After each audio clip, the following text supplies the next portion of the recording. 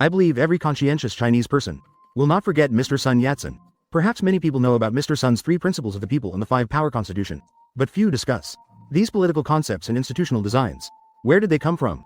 Today, let's take a few minutes to understand the ideological origins behind the Xinhai Revolution. We all know the historical background of the Xinhai Revolution. In modern China, facing aggression and territorial losses from foreign powers, hence one of the goals of the revolution is to restore China's sovereignty and territorial integrity. Apart from restoring sovereignty and overthrowing the Qing dynasty, more importantly is to establish democratic constitutionalism, which means establishing a modern political system. This includes establishing a constitution, separation of powers, principles like democratic elections and rule of law.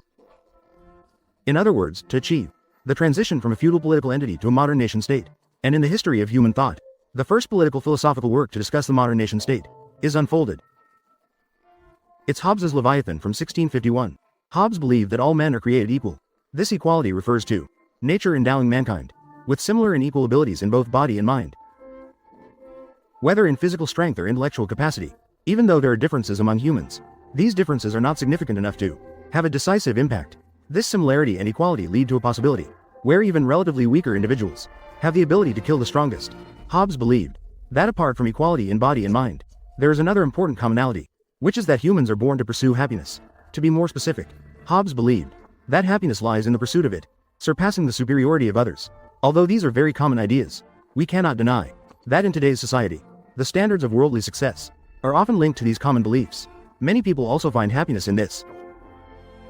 Up to this point, we will find a basic contradiction between human equality and the pursuit of happiness has arisen. That is, if everyone is equal, it is difficult for people to surpass others. Therefore, in order to surpass others and achieve happiness, they will use all means. The two look at each other to achieve their goals. They can collaborate with others or deceive others to gain resources, even resort to violence to plunder others' property. Hobbes referred to this situation as the state of nature. He believed that in the state of nature, there is no public authority above everyone, or a public arbiter. Humanity will be in a state of war of all against all.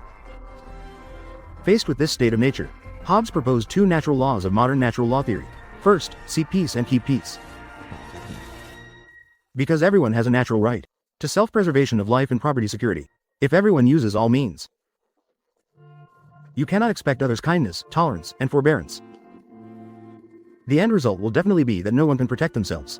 This has fallen into a contradictory deadlock. Hobbes then proposed the second law of nature. Humanity must exit the state of nature.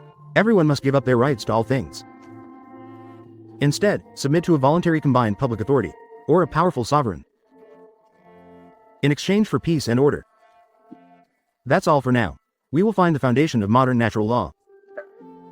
Natural law must start from everyone. Unfold the basic natural need for self-preservation, and consider this self-preservation as the basis of all human morality and the source of all justice. This is different from Aristotle's previous ideas. Aristotle believed the foundation of natural law lies in achieving human fulfillment. Therefore, especially in ancient Greek city-states like Athens, we will find the public life they advocated was tragic, comedy, music, poetry, and other public activities. They particularly emphasize self-realization and self-transcendence in individuals. Machiavelli, in The Prince, and Discourses on Livy, advocates for the separation of human religious morality from politics completely. This means that politics must have independence and move towards a consideration of realism to solve practical problems and maintain order and stability. Modern natural law, starting with Hobbes, emphasizes the minimum requirement for human survival, which is self-preservation, preserving the safety of life and property. Because self-preservation is a fundamental moral fact, it is not an obligation but a right.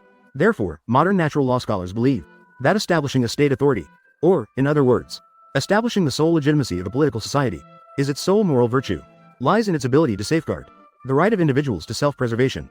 Therefore, in the modern sense, the state must protect the natural rights of all individuals, which is also the source of legitimacy for political power and all social laws.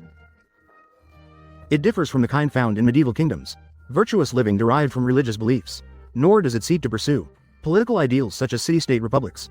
This is its significant difference from past political entities. In the eyes of the natural law school, the legal systems of any region or country are considered positive law, man-made law. These laws are not the highest laws, because the highest law must be natural, possessing intuitive truth, universally applicable, rather than based on traditional authority. Therefore, shifting from being duty-based to being right-based. This is modern natural law.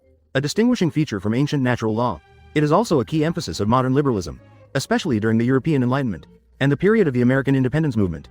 The modern natural law school played an important role in subsequent revolutionary movements, played a significant role. The influence of modern natural law is not limited to Western societies. In modern China from the late 19th to early 20th century, in fact, we can already see Kang Yuwei in the 100 Days Reform. The ideas of Liang Qichao and others were actually influenced by the natural law school, but they tended towards more conservative reforms and revisions. Until the outbreak of the Xinhai Revolution led by Sun Yat-sen, over 2,000 years of feudal imperial rule were completely overthrown, establishing the first democratic republic in all of Asia.